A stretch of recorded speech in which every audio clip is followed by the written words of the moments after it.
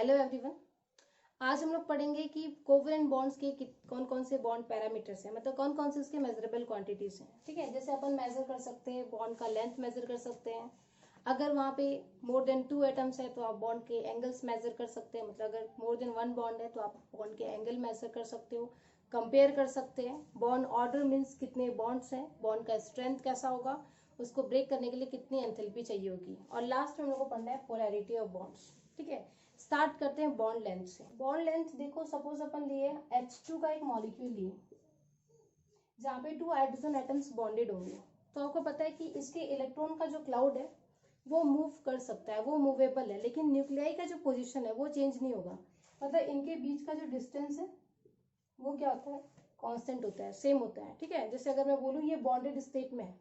अब बॉन्डेड का मतलब क्या, देखो 2 एटम एक दूसरे को अप्रोच कर रहे हैं, एक टाइम पे ऐसा आएगा कि वो क्या है, एकदम क्लोजेस्ट डिस्टेंस पे है। इससे अगर अपन और क्लोजर इसको लेके आते हैं तो इनके न्यूक्लियाई के बीच में रिपल्सन होगा। तो ये जो इसका मिनिमम डिस्टेंस वाला इनका जो स्टेट होगा उसको अपन बोलेंगे बॉन्डेड स्टेट, और इनके न्यूक्लियाई के बीच का जो एवरेज, जो इक्विलिब्रियम डिस्टेंस होता है उसको अपन बोलेंगे बॉन्ड लेंथ। ठीक है, इसको मैं बोल सकती हूँ equilibrium distance between 2 bonded nuclei.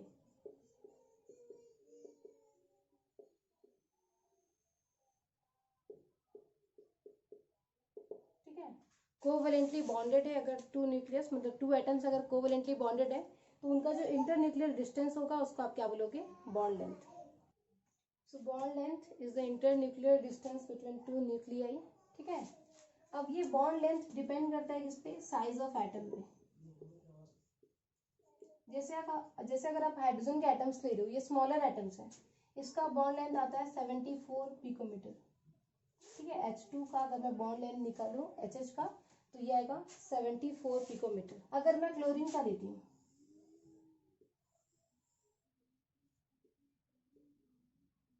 ये क्लोरीन का न्यूक्लियस है। ठीक है, तो इसके लेंथ के कंपैरिजन में इसका लेंथ जो होगा वो ज्यादा होगा। इसका बॉन्ड लेंथ देखो और इसका देखो, ज्यादा ही होगा। ठीक है, इसका बॉन्ड लेंथ होता है 198 पिकोमीटर, क्योंकि इसका साइज लार्जर है। एटम का साइज जितना बड़ा होगा ये न्यूक्लियस उतने दूर दूर होंगे, बॉन्ड लेंथ उतना ज्यादा होगा। तो ये डायरेक्टली प्रोपोर्शनल है किसके, साइज ऑफ एटम की। अगर हम लोग क्या करें, अगर हम लोग बॉन्ड लेंथ कंपेयर कर रहे हैं, ठीक है, सेम एटम्स के बीच का, तो एच का बॉन्ड लेंथ क्या होगा, सबसे स्मॉलर होगा। सेम एटम्स का अगर आप बॉन्ड लेंथ कंपेयर कर रहे हो तो हाइड्रोजन सबसे स्मॉलेस्ट एटम है इसका, इसलिए इसका बॉन्ड लेंथ क्या होगा, सबसे स्मॉलेस्ट होगा। ठीक है, तो बॉन्ड लेंथ डिपेंड करता है किस पे, साइज पे डिपेंड करता है। सेकेंड जो टर्म होगा वो अपन लिखेंगे बॉन्ड स्ट्रेंथ।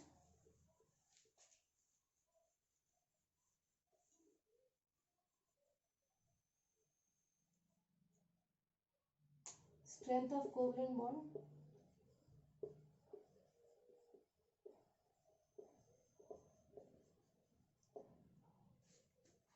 एटम जितने स्ट्रांगली बॉन्डेड होंगे उसका स्ट्रेंथ उतना ज्यादा होगा।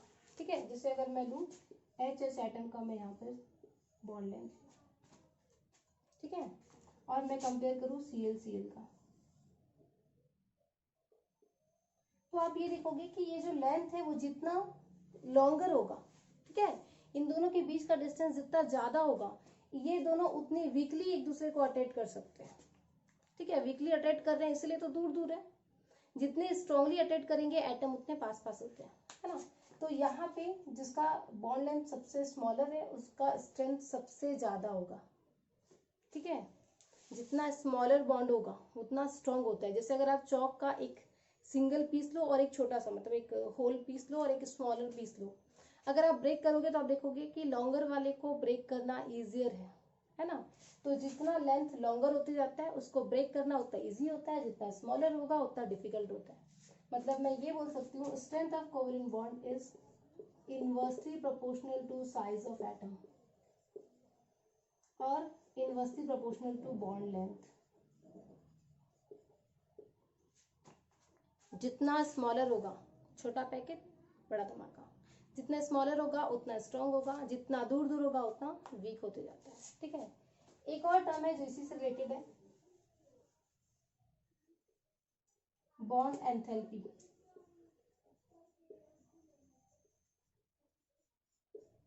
तो नेम से क्लियर है, ठीक है। Bond enthalpy means enthalpy required to break 1 mole of bond, क्योंकि हम सारी एंथैल्पीज 1 मोल के लिए ही काउंट करते हैं। तो ये क्या हो जाएगा, amount of enthalpy required to break 1 mole covalent bond, ठीक है। और ये स्ट्रेंथ के डायरेक्टली प्रोपोर्शनल होगा, जितना स्ट्रॉन्गर होगा बॉन्ड उतनी ज्यादा एंथैल्पी लगेगी। It is denoted by del bond H and it is directly proportional, sorry, inversely proportional to bond length and directly proportional to bond strength. जितना स्मॉलर होगा उतनी ज्यादा एनर्जी चाहिए, जितना लार्जर होगा उतनी कम एनर्जी चाहिए, ठीक है। तो ये हो जाएगा बॉन्ड एंथैल्पी। अगर मैं कंपेयर करूं सेम एटम के, जैसे मैं अगर कंपेयर करूं CC single bond, CC double bond and CC triple bond, same atom, उसके अगर मैं 3 अलग अलग बॉन्ड कंपेयर कर रही हूँ, ठीक है, तो इन तीनों में सबसे स्ट्रॉन्ग ये ट्रिपल वाला होगा, क्योंकि वहां पे 3 बॉन्ड है। 3 बॉन्ड ब्रेक करने के लिए आपको ज्यादा एंथैल्पी चाहिए, तो यहाँ पे बॉन्ड एंथैल्पी सबसे ज्यादा होगी, इसकी सबसे कम होगी, ठीक है। और एक चीज, अगर मैं बॉन्ड लेंथ कंपेयर करूं, ठीक है, अगर हम लोग बॉन्ड लेंथ कंपेयर कर रहे हैं सिंगल डबल और ट्रिपल बॉन्ड का, तो आप देखोगे कि ट्रिपल बॉन्डेड कार्बन जो होंगे वो स्ट्रांगली अट्रैक्ट कर रहे हैं एक दूसरे को। ट्रिपल बॉन्ड मतलब क्या होगा, ग्रेटर अट्रैक्शन, पास पास होंगे, लेंथ इसका कम हो जाएगा। सिंगल बॉन्ड है, वीक अट्रैक्शन, दूर दूर होंगे, लेंथ बढ़ जाएगा। तो इन तीनों में अगर मैं कंपेयर करूं तो सिंगल की लेंथ सबसे ज्यादा, फिर डबल की, और फिर किसकी होगी, ट्रिपल की। इसलिए स्ट्रेंथ इसका सबसे ज्यादा है, एनर्जी इसको सबसे ज्यादा चाहिए होगी, और वो सबसे छोटा होगा, ठीक है। नेक्स्ट देखते हैं bond order. Bond order means होता है नंबर ऑफ बॉन्ड्स। जैसे अगर ये लिखा हुआ है सीसी सिंगल, सीसी डबल, इसकी बॉन्ड ऑर्डर 1 2 3, ये सारे पैरामीटर एक दूसरे से रिलेटेड है, ठीक है। जैसे अगर मैं बॉन्ड लेंथ और बॉन्ड ऑर्डर कंपेयर करूं, बॉन्ड लेंथ ट्रिपल वाली का सबसे कम होता है, मतलब ये क्या है, inversely proportional to bond order, ठीक है। बॉन्ड एंथैल्पी अगर आप कंपेयर करोगे तो जितने ज्यादा बॉन्ड्स होंगे उतनी ज्यादा एनर्जी रिक्वायर्ड होगी, तो ये डायरेक्टली प्रोपोर्शनल है बॉन्ड ऑर्डर के। तो ये सब एक दूसरे पे ही डिपेंड कर रहे हैं घूम फिर के, ठीक है। तो आप किसको किसी से भी कंपेयर कर सकते हो, रिलेट कर सकते हो। Next parameter is bond angle. Bond angle तब यूज करेंगे जब वहां पे मोर देन 1 बॉन्ड होगा, ठीक है। अगर मॉलिक्यूल में मोर देन 1 बॉन्ड है तो बॉन्ड्स के बीच का जो एंगल होगा वो बॉन्ड एंगल होगा। जैसे अगर ये लिखा हुआ है, जैसे अगर आप लोगे CO2 ले लो, यहाँ पे ये 2 बॉन्ड है, ठीक है, एक CO बॉन्ड, ये एक CO बॉन्ड, इसके बीच का एंगल है 180 डिग्री, है ना। तो बॉन्ड एंगल मीन्स बॉन्ड के बीच का एंगल। और एक्चुअल में ये है क्या, ये शेयर्ड इलेक्ट्रॉन जो है वो ऑर्बिटल्स में होंगे, क्योंकि इलेक्ट्रॉन हमेशा ऑर्बिटल्स में होते हैं, ठीक है। तो मैं ये बोल सकती हूँ बॉन्ड एंगल को अपन बोल सकते हैं angle between orbitals containing shared electrons,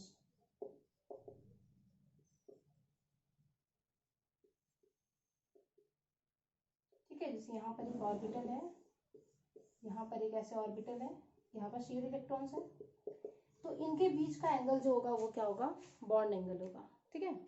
अब ये बॉन्ड एंगल बहुत सारे फैक्टर्स पर डिपेंड करता है।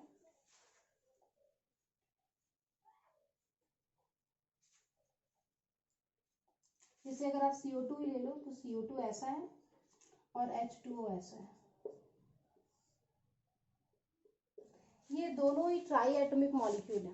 यहाँ पर भी थ्री एटम है, यहाँ पर भी 3 एटम है, लेकिन दोनों का स्ट्रक्चर जो है वो सेम नहीं है। अच्छा, स्ट्रक्चर हम लोग अभी तक लुईस स्ट्रक्चर में नहीं पढ़े, हमको जैसा स्केलेटल समझ में आता था हम वैसे अरेंज करके इलेक्ट्रॉन डिस्ट्रीब्यूट कर देते थे। ये लुईस स्ट्रक्चर का लिमिटेशंस है कि वहां पे स्ट्रक्चर का कोई एक्सप्लेनेशन नहीं है, मतलब सिर्फ बोल दिया एटम्स रखो, इलेक्ट्रॉन डालो, ऑक्टेट कंप्लीट कर दो, ऐसा नहीं बताया कि कौन से एंगल पे रखना है, कैसा रखना है, ठीक है। लेकिन हमें पता है कि इसका स्ट्रक्चर ऐसा होता है, इसका ऐसा होता है, जबकि दोनों ट्राइएटॉमिक है। डिफरेंस ये है कि यहाँ पे कार्बन के ऊपर कोई लोन पेयर नहीं है, तो ये बॉन्ड आराम से रेस्ट कर रहे हैं सीधे। यहाँ पर लोन पेयर से, तो ये लोन पेयर इस बॉन्डेड पेयर को रिपेल करते हैं, इसलिए ये दोनों नीचे आ जाते हैं। ये ऐसा नहीं हो सकता क्योंकि ये लोन पेयर इसको यहाँ पे रहने नहीं देंगे, ठीक है, उसको ढकेल के नीचे ले आते हैं, इसलिए इसका एंगल जो होगा 180 डिग्री नहीं होगा। तो ये एक तो डिपेंड कर रहा है lone pair bond pair repulsion. यहाँ पे लोन पेयर नहीं था इसलिए कोई रिपल्सन नहीं है, यहाँ पे लोन पेयर है इसलिए रिपल्सन हो रहा है। तो एक तो ये lone pair bond pair repulsion पे डिपेंड कर रहा है, यहाँ पे लोन पेयर है ही नहीं इसलिए एंगल ज़्यादा है, यहाँ पे लोन पेयर है इसलिए इन दोनों के बीच में रिपल्सन हुआ, ये बॉन्ड छोटा हो गया। पहले इतना था ये बॉन्ड, या फिर यहाँ से ले लो 180 डिग्री था ये इधर वाला इसको नीचे भेज दिया, इधर वाला इसको नीचे भेज दिया, ये एंगल 180 से कम हो जाएगा। तो एक तो ये डिपेंड कर रहा है lone pair bond pair repulsion पे। एक और एग्जांपल ले लो, NH3 NPH3,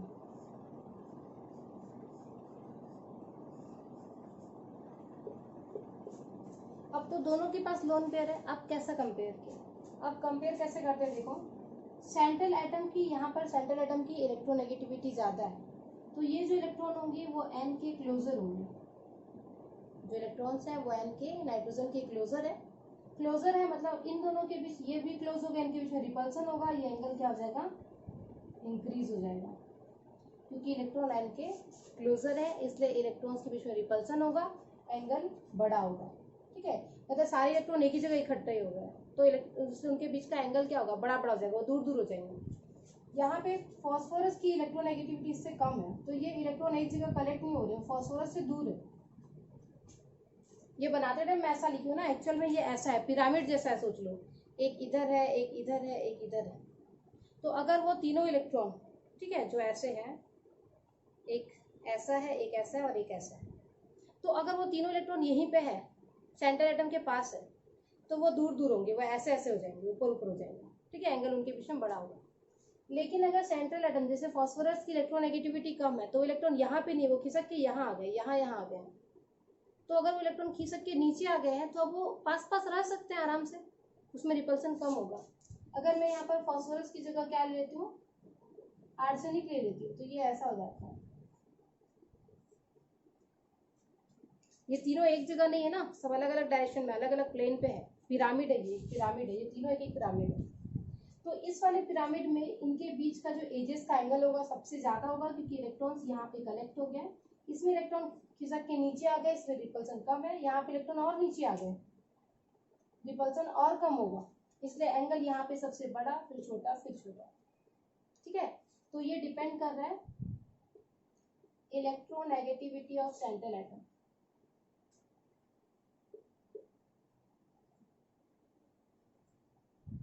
सेंट्रल एटम जितना ज्यादा इलेक्ट्रोनेगेटिव होगा एंगल उतना ज्यादा होगा। अच्छा, आप इसकी जगह बोल सकते थे सराउंडिंग एटम अगर कम इलेक्ट्रोनेगेटिव होते जाता है, जैसे इसकी इलेक्ट्रोनेगेटिविटी कम है तो भी तो इलेक्ट्रॉन ऊपर खिसकेगा, ठीक है। तो ये डिपेंड कर रहा है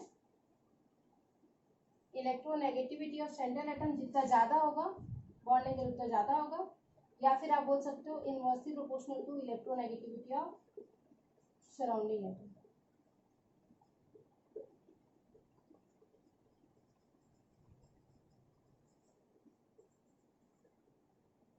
ठीक है, आप ऐसा भी बोल सकते हैं। नेक्स्ट जो आपका लास्ट पैरामीटर बच गया वो है पोलैरिटी ऑफ बॉन्ड्स, ठीक है। अभी तक हम लोग क्या देख रहे थे, कोवेलेंट बॉन्ड में कि इलेक्ट्रॉन्स म्यूचुअली शेयर होते हैं बिटवीन एटम्स और उनके बीच में कोवेलेंट बॉन्ड बन जाता है, ठीक है।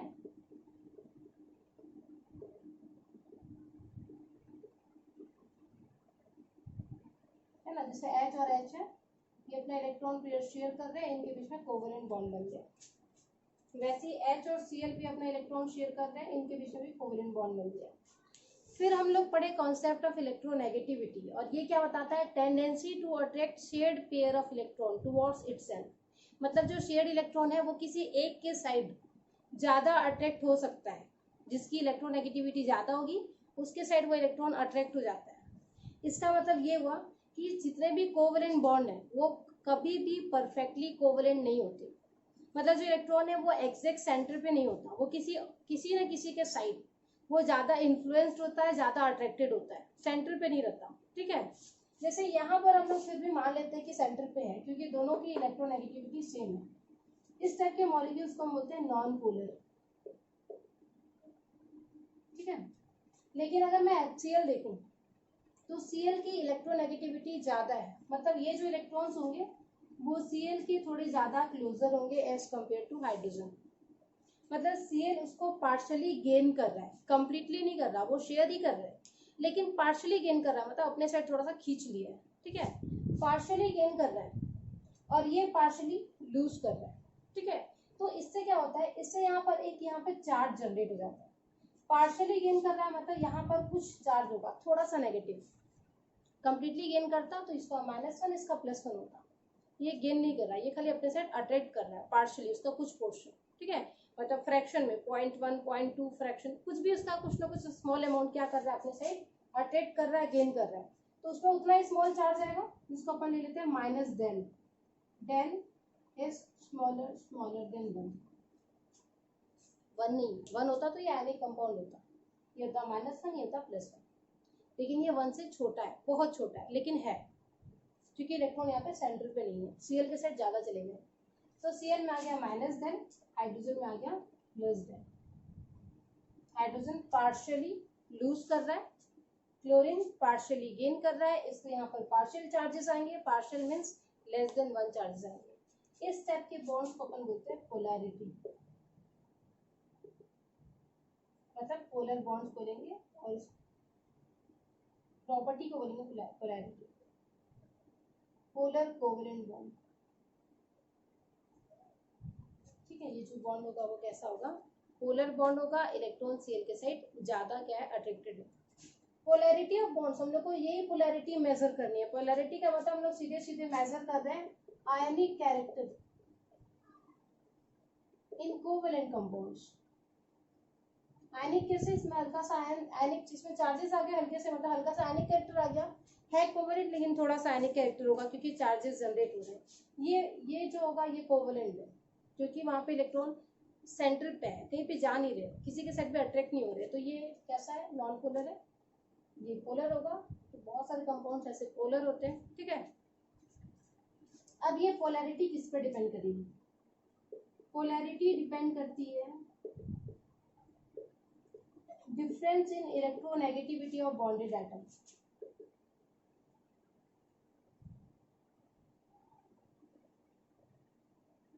ऑफ बॉन्डेड एटम्स,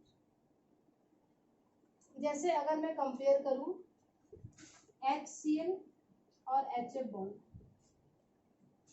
ठीक है, इस साइड वाला आइटम तो सेम है, लेकिन आप देखो कि F की इलेक्ट्रोनेगेटिविटी Cl से ज्यादा है, मतलब ये जो इलेक्ट्रॉन है वो Cl से ज्यादा F के साइड अट्रैक्ट हो रहा है, मतलब यहाँ पर जो -del होगा वो इस -del से थोड़ा ज्यादा होगा, ये ज्यादा अट्रैक्ट हो रहा है। ठीक है, इसकी पोलैरिटी ज्यादा होगी, इसको डैश कर लो। ठीक है, यहाँ पे इलेक्ट्रॉन ज्यादा अट्रैक्ट हो रहा है F के साइड क्योंकि उसकी इलेक्ट्रोनेगेटिविटी ज्यादा है, तो मैं ये बोल सकती हूँ HF bond is more polar than HCl। HF bond जो होता है वो क्या होगा, HCl से ज्यादा पोलर होगा, और ये डिपेंड किस पे कर रहा है, इसकी डिफरेंस इन इलेक्ट्रोनेगेटिविटी पे। एक का बहुत ज्यादा होना चाहिए, दूसरे का बहुत कम होना चाहिए, तो इलेक्ट्रॉन आराम से पहुंच सकता है। अगर कुछ ज्यादा ही डिफरेंस है, ऐसा है कि इलेक्ट्रॉन पूरा ही ट्रांसफर हो गया, -1 +1 सीधे चला ही गया, इतना ज्यादा डिफरेंस है, तो फिर तो आयनिक कंपाउंड बन जाएगा, है ना। उससे थोड़ा कम है तो कोवेलेंट होगा, बस उसमें थोड़ा सा क्या है, आयनिक कैरेक्टर है। तो पोलैरिटी है क्या, measurement of ionic character in covalent compound. जितना ज्यादा पोलैरिटी होगा, जितना ज्यादा वहां पर डिफरेंस होगा इलेक्ट्रोनेगेटिविटी में, उतना ज्यादा उसमें आयनिक कैरेक्टर इंट्रोड्यूस होते जाते हैं। ठीक है, यहाँ पर आयनिक कैरेक्टर 0 है, ये परफेक्टली कोवेलेंट है ना, क्योंकि यहाँ पर दोनों की इलेक्ट्रोनेगेटिविटी क्या है, सेम है। डिफरेंस कितना होगा दोनों की इलेक्ट्रोनेगेटिविटी में, 0।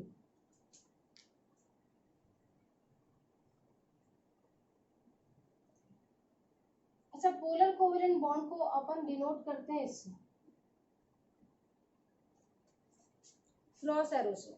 ठीक है, मतलब उसका एक एंड को अपन क्रॉस कर दिए, ये क्रॉस वाला जो साइड होगा वो किधर होगा, जो पॉजिटिव एटम है उधर, और ये हेड किधर होगा जो नेगेटिव एटम है। मतलब ये सीधे सीधे शो कर रहा है मूवमेंट ऑफ इलेक्ट्रॉन। इलेक्ट्रॉन किसके साइड जा रहा है, हाइड्रोजन से क्लोरीन के साइड जा रहा है। तो ये क्या शो कर रहा है, ये जो बॉन्ड है वो कैसा है, पोलर है। ठीक है, यहाँ पे मैं ऐसा कुछ बना सकती हूँ क्या, सोचो, दोनों तो सेम है, वो हेड किसी भी साइड पे नहीं होगा। ठीक है, यहाँ पे हेड किस साइड है, Cl के साइड पे। पोलैरिटी मेजर करने के लिए हम लोग यहाँ पर एक टर्म लेते हैं, डायपोल मोमेंट। बॉन्ड की पोलैरिटी जितनी ज्यादा होती है, डायपोल मोमेंट की वैल्यू उतनी ज्यादा है। ठीक है, इसको अपन ऐसे ही डिनोट करते हैं डायपोल मोमेंट को, और ये एक वेक्टर क्वांटिटी है।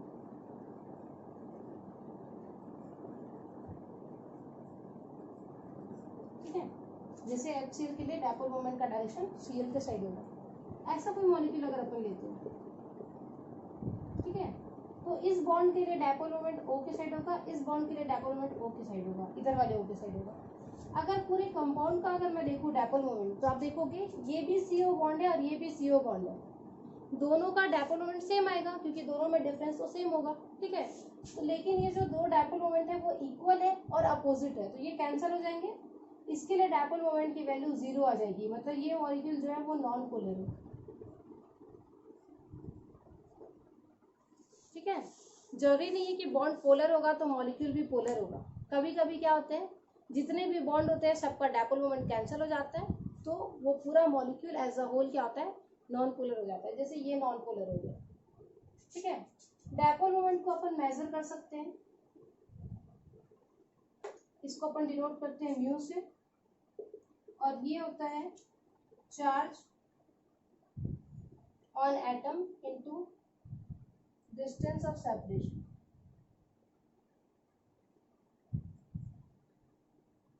जैसे यहाँ पर जितना चार्ज आएगा वो हमको अभी मेजर नहीं करना, लेकिन वो मेजर हो सकता है। यहाँ का charge into distance of separation, कितना डिस्टेंस हो रहा है, सेपरेशन कितना हो रहा है इलेक्ट्रॉन्स का। ठीक है, इसका यूनिट होता है डी बाय,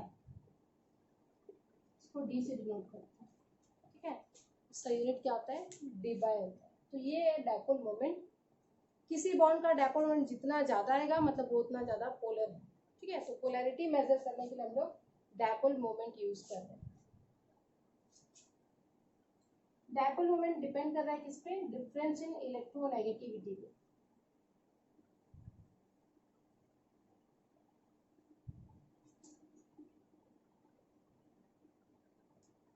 जैसे CO2 के लिए मैं बोली थी, इसका इधर जाएगा, इसका इधर जाएगा, ये कैंसिल हो जाएगा, इसका डायपोल मोमेंट क्या हो जाएगा, 0।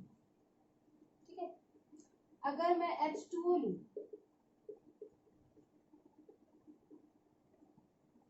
इसका डायपोल मोमेंट 0 नहीं होगा। क्यों, क्योंकि अगर मैं इसको ऐसा लूं, इसका इस बॉन्ड का ऊपर है, इस बॉन्ड का ऊपर है, दोनों ऊपर जा रहे हैं, मतलब ये दोनों ऐड होके इनका डायरेक्शन अपवर्ड हो जाएगा, मतलब डायपोल मोमेंट यहाँ पर 0 नहीं होगा, बल्कि इन दोनों बॉन्ड का डायपोल मोमेंट क्या हो जाता है, ऐड हो जाता है। ठीक है, तो इसका डायपोल मोमेंट और ज्यादा हो जाएगा क्योंकि इन दोनों बॉन्ड के डायपोल मोमेंट्स क्या हो रहे हैं, ऐड हो रहे हैं।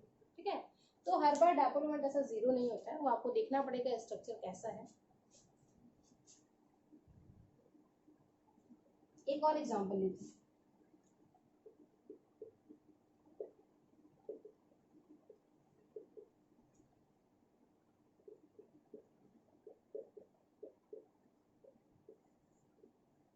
NH3 and NH3। अगर डायपोल मोमेंट देखें तो एक बार के लिए आपको NH3 लगेगा आंसर, क्योंकि F की इलेक्ट्रोनेगेटिविटी ज्यादा है। लेकिन एक्चुअल में क्या होता है, देखो, एक तो हम लोग इस तीनों बॉन्ड का मोमेंट देख रहे हैं, इनका मोमेंट ऊपर होगा, मतलब डायपोल मोमेंट तीनों का ऊपर है। अगर मैं इन तीनों का टोटल करूं तो अपवर्ड आएगा। ये जो इलेक्ट्रॉन पेयर है वो अपने न्यूक्लियस से ऊपर जाएंगे, न्यूक्लियस की साइड अट्रैक्ट नहीं होंगे क्योंकि उससे ऊपर जाएंगे। ठीक है, तो यहाँ पर क्या होगा, मतलब जिसका डायरेक्शन जो है, ये न्यूक्लियस है, ये इलेक्ट्रॉन है, मतलब ये इसका डायरेक्शन ऊपर है, तो ये कैसा होगा, ऐसा होगा। इसको बोलते हैं dipole moment due to lone pair electron, इसको बोलेंगे dipole moment due to shared electron, और ये दोनों अपवर्ड है इसलिए दोनों ऐड होंगे। ठीक है, अगर NF3 में देखोगे तो ये बॉन्ड का नीचे होगा, इन तीनों का टोटल कैसे आएगा नीचे, इसका कैसे आएगा ऊपर, क्योंकि इलेक्ट्रॉन ऊपर है। ठीक है, तो अगर न्यूक्लियस और इलेक्ट्रॉन के बीच में अगर आप देखोगे तो इलेक्ट्रॉन का डायरेक्शन कैसा होगा, अपवर्ड होगा। तो lone dipole bond due to lone pair ऊपर है, dipole bond due to bond pair नीचे है, ये दोनों सब्ट्रैक्ट होंगे, इसलिए इन दोनों में से म्यू की वैल्यू इसकी ज्यादा होगी। इसको 1 कर लो, इसको 2 कर लो, तो μ1 μ2 से ज्यादा होगा। अच्छा ये 0 नहीं होगा ना, क्यों? क्योंकि dipole moment due to lone pair और dipole moment due to bond pair वो इक्वल नहीं है, अपोजिट है लेकिन इक्वल नहीं है, इसलिए कैंसल आउट नहीं होंगे, सब्ट्रैक्ट होंगे, कुछ वैल्यू होगी लेकिन वैल्यू 0 नहीं होगी। ठीक है, तो इन दोनों में से इसका डायपोल मोमेंट ज्यादा होगा। तो डायपोल मोमेंट सीधे सीधे आपको बताता है कि मॉलिक्यूल्स में कोवेलेंट कैरेक्टर कितना है। डायपोल मोमेंट अगर 0 है तो कोवेलेंट कैरेक्टर बहुत ज्यादा है, डायपोल मोमेंट अगर इंक्रीज हो रहा है तो कोवेलेंट कैरेक्टर क्या हो जाएगा, डिक्रीज होता जाएगा। ठीक है, जैसे हम लोग कोवेलेंट कंपाउंड में आयनिक कैरेक्टर मेजर कर रहे हैं, वैसे ही हम लोग आयनिक में क्या कर सकते हैं, कोवेलेंट कैरेक्टर मेजर कर सकते हैं, जिसको अपन बोलते हैं पोलराइजेशन, जो आप नेक्स्ट क्लास में करेंगे। Thank you.